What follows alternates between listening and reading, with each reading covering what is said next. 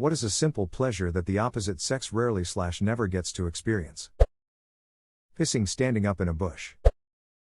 Wearing a light sundress on a hot day. That feeling when you take off your bra after a very long day. Sometimes I grab my breast and just jiggle them around a bit. Not sexual, just because I can. That and sticking your hand in your bra just to have somewhere to put it lol, plus it's very warm. Getting to put their phone in their pocket. A good ball scratch. Or just sitting there, browsing Reddit and just holding them. You just made me realize something. That you're holding your balls? The amount of camaraderie from drunk girls in a bathroom. Amusingly, my wife met some drunk girls in a bathroom, helped them a little, and I got a promotion out of it. I had won a sales contest for the company I worked for. All expenses paid cruise, they rented the whole boat. Norwegian Cruise Lines. 4,000 salespeople globally, 100s of us won. She was in the bathroom, and 2 women were just shit-faced drunk on the pre-party for the cruise ship. She helped them out, they liked her. It turned out that their husbands both worked for the SW region manager of the USA, and as such things go, they introduced me to their husbands, who introduced me to the regional manager, who hired my sorry ass and had the company pay for my green card. So the drunk camaraderie in the bathroom was the key element to the whole thing. Thank you, drunk women in bathrooms. It changed my life.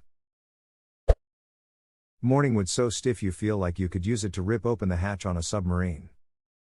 So hard it feels like the casing on the sausage is about to split open.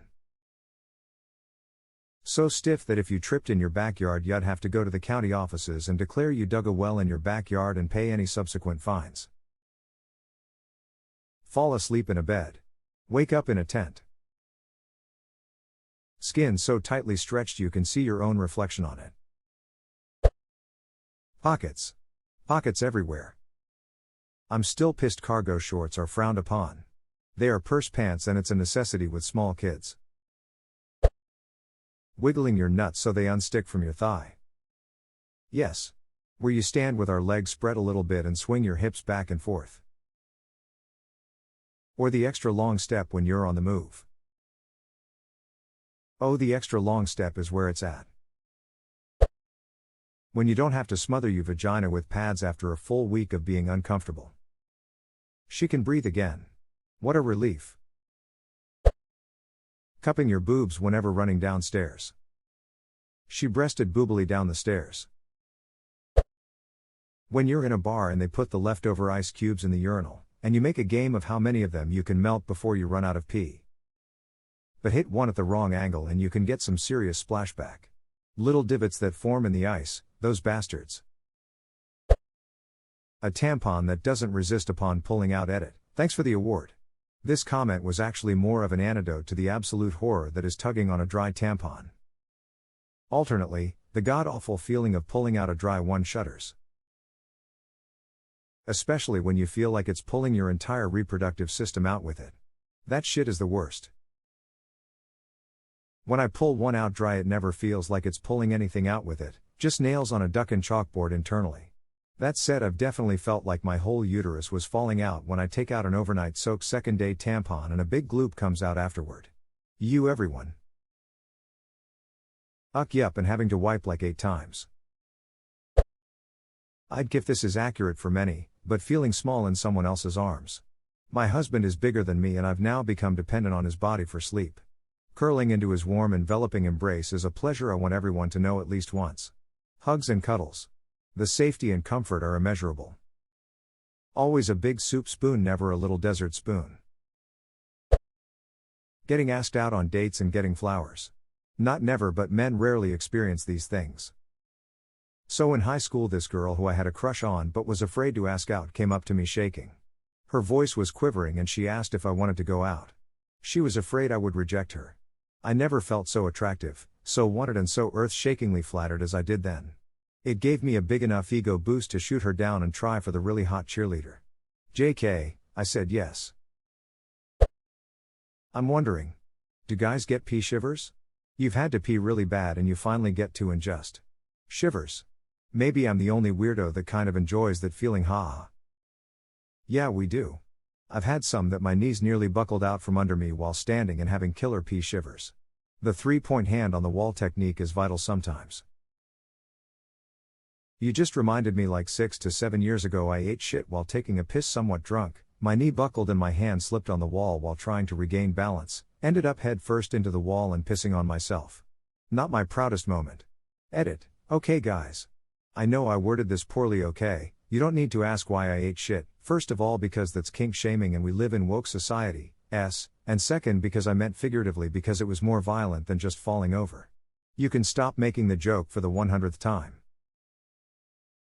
You just reminded me like 6 to 7 years ago I ate shit while taking a piss, chose to stop reading there, much better this way. Pissing off of the edge of a tall cliff. Stroking your beard just because. I was once very high, and asked a room full of people a philosophical question. The women sat and pondered the question, all the men in the room played with their various kinds of facial hair. In that moment, I sat there rubbing my 1-week growth, and thought to myself, I don't even know how women manage to think without facial hair to touch. I am aware, women do have facial hair and they do think. But that moment, really high, I wondered. If I am alone, I will put my hand in my pants to help facilitate some big brain thinking. In public, I just cannot achieve the same level. Lol. Few girls will ever experience the sensation of running your hand up the back of your head after a buzz cut. Or the first shower post buzz cut. It's magical. Heck yeah, that I can just smear a little shampoo around and be done feeling is the best. Getting called cute as an adult. Not many guys get called cute and some even find it insulting. But as a woman I like the feeling of being called cute. Guys find it insulting? Whenever my GF calls me cute I always start blushing like an idiot, haha. I wish I was called cute. Edit. Y'all actually are nice ass mother duckers. I'm laughing and tearing up RN Lamau. Edit 2. There are a lot of y'all and I can't reply to each one Lamau, so I'm a beat the future people by saying cuter Lamau. Nice cock bro. Thank you. It's a 2-inch monster. The millimeter defeater. The feeling of pinching your ball skin and rubbing it in between your fingers to get rid of an itch.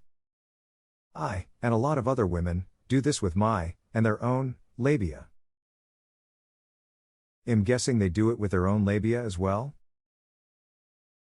Not at all, that's why they go in groups.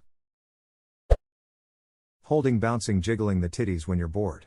They're just fun to play with, not even in a sexual sense. Edit. Hi, is titties my most liked comment?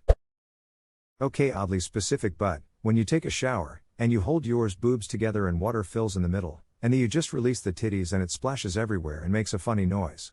I feel like a water fountain. Lamau, please confirm me that I am not alone. Edit. Bruh, I went to sleep after commenting that what happened. Lamau.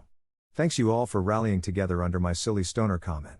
Glad to know that more than not being alone, it seems like a pretty unisex experience. Lamau, water running down on us and making splashing sounds seems pretty universal. Lamau. And to all my tiny titty comedy, as Victor Hugo said, liking a small-chested woman just means being closer to her heart. Love y'all teeny bottlewonkers. Also, this is like one of the only perks of having a large chest. Plaza, let us have this. We do this with our hands on our stomachs and shit, but that sounds like the upgraded version. NGL. Not completely unique to women, but taking out a tight ponytail or bun after it being up all day. I've had short hair my entire life. When COVID hit and I couldn't get a haircut, I decided I was just going to grow it out because why not? Ended up growing it out for about 1.5 years, to the point where I was tying it up to keep it out of my face. Letting that down at the end of the day was pretty incredible. When my daughter was little, at the end of the day she'd rip hers out and come to me and say shake it. She'd want me to shake my hands through her hair, and let me tell you, the ultimate relaxation and bliss on her little baby face was something I cherished and still remember years later.